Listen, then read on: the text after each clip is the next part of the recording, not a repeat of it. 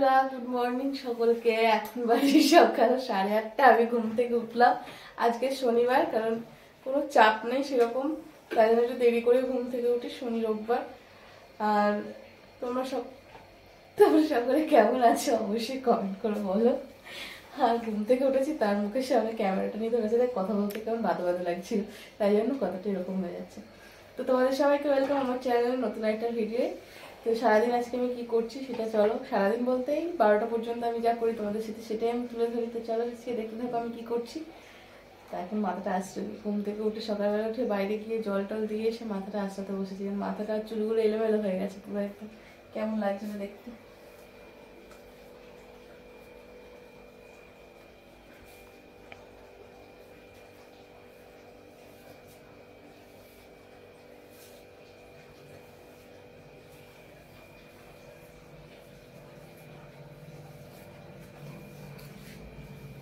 চুল তো কেটে ফেলেছি পুজোর জন্য, আর চুল প্রচুর পরিমাণে উঠে যাচ্ছিল। জানি না কি কারণের জন্য চুলটা এত উঠছিল, আর এত চুল উঠছিল আমার তো ভয় ধরে গেছিল যে চুল উঠে যাচ্ছে কিসের জন্য। চুল উঠে যাচ্ছে, মাথা আঁচড়াচ্ছি, কালকে না পরশুদিন মাথা আঁচড়াচ্ছি বাইরে দরজার কাছে। একজনে বলছে খুব পরিমাণে চুল উঠে যাচ্ছে, আমি বলছি হ্যাঁ, বলছি করোনা ভ্যাকসিন নেওয়ার ফলে নাকি চুল উঠে যাচ্ছে সব। জানি না আদৌ কতটা সত্যি কিনা। করোনা বলছে যারা 2টো করে ভ্যাকসিন নিয়েছে করোনার জন্য তাদের চুল উঠে যাচ্ছে, তা আমাদের হয়তো 2টো করে নেওয়া হয়েছিল। আর সত্যি তারপর থেকে আমার চুলটা উঠে যাচ্ছে, আমি যেন মনে হলো এক মুহূর্তে তাদের কথা বিশ্বাস করে নিই।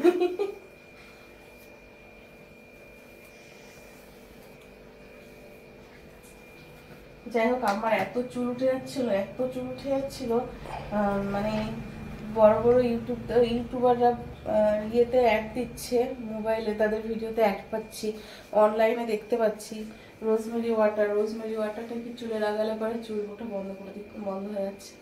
আমি একটা অর্ডার করেছি, এসেছে ফলস, ঠিক আছে, দাম নিয়ে নিল, কিন্তু আসলো না। ফলস আসলো 500 কত টাকা এবার নিল, কিন্তু আসলো না। 499 টাকা, 1 টাকা কম, 500 টাকা, কিন্তু আসলো না ফলস। এইসব ফলসে বিশ্বাস করে মাথায় লাগিয়ে তো মনে সব চুল আরো উঠে যাবে।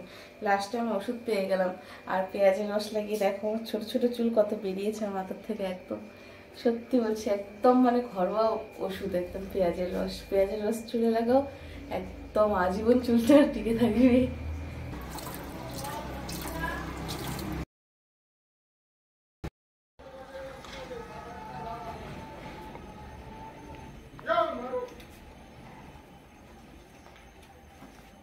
আজকে শনিবার, ছেলের স্কুল আছে।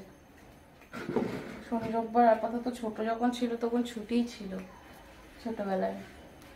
এখন বড় হয়ে গেছে, এখন কম্পিউটার ক্লাস আছে, তারপরে তোমার স্পোকেন ক্লাস আছে, তারপরে ওদের স্কুলে অ্যানুয়াল প্রোগ্রামের জন্য নাচের প্র্যাকটিসও চলছে।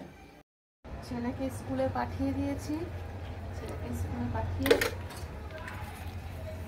বাজার টাজার করে এখন বাসন মাজতে বসলাম। আমি যাইনি বাজারে, তোমার দাদা বাজারে গেছিলো, সে বাজার টাজার গুছিয়ে গাছিয়ে রেখে এসে কটা বাসন ছিল, ছেলেকে খাওয়ালাম সকালবেলা টিফিন করে, সেগুলো মাজতে বসলাম। এখন তারপরে যাবো বিছানাটা তুলে রান্না। রোদ্দুরের মধ্যে পালাই আমি ঘরের মধ্যে, একদম রোদ গা জ্বলে যাচ্ছি। বৃষ্টি হলে থাকা যাচ্ছে না, আর রোদ্দুরে কোনো যাবে। হ্যাঁ, আমি রোদ্দুরে দাঁড়িয়ে কথা বলতে পারলাম না, ঘরের মধ্যে চলে আসলো, এখানে এসে কথা বলছি। এত রোদ দিয়েছে পিঠটা জ্বলে যাচ্ছে।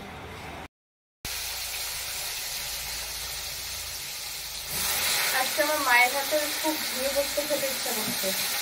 আমার মা যেভাবে করে খাওয়াই, মায়ের মতো অবশ্য পারবো না করতে, দেখি চেষ্টা করে। শুধু পোস্ত দিয়ে করবো না, কারণ আমি পুরো সর্ষে বেটে করি। আজকে সর্ষে বেশি কিছু দেবো না, সর্ষের তেল দিয়ে কালো জিরে দিয়ে করবো।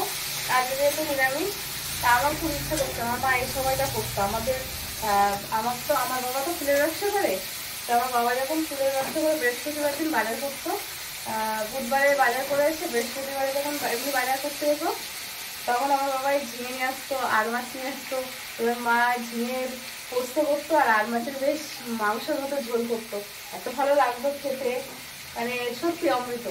দেখে আজকে চেষ্টা করে মার মতো করে আমি ঝিঙে পোস্তটা করতে পারি কিনা, তাই ঝিঙেটা বসালাম আমি। দেখো তেল সরষের তেল দিয়েছি, কালো জিরে ফোড়ন দিয়েছি, বসিয়ে দিলাম। এবার একটু লবণ দিয়ে আমি চলে যাবো পোস্ত বাটতে। পোস্তটা ঝটপট করে বেটে নিয়ে আসি, তারপরে তোমাদের দেখাবো।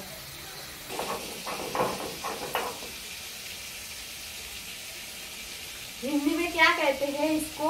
पोस्तो को क्या कहते हैं? खसखस। तो हमने अभी खसखस बटना शुरू कर दिया। अभी कढ़ाई में डाल देंगे, पहले बात तो दो।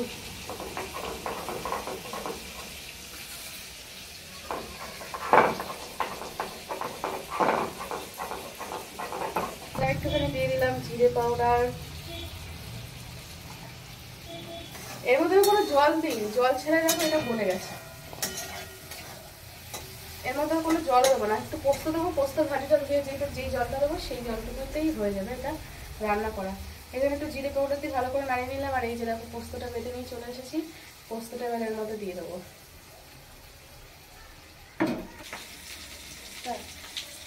আমার দেখতেই পাচ্ছ এখানটাতে দেখো নিচে করে, এই দেখো একদম পোস্তটা রেডি হয়ে গেছে। জানি না মায়ের মতো হয়েছে কিনা, খেলে পরে বুঝতে পারছি মায়ের মতো হয়েছে কিনা।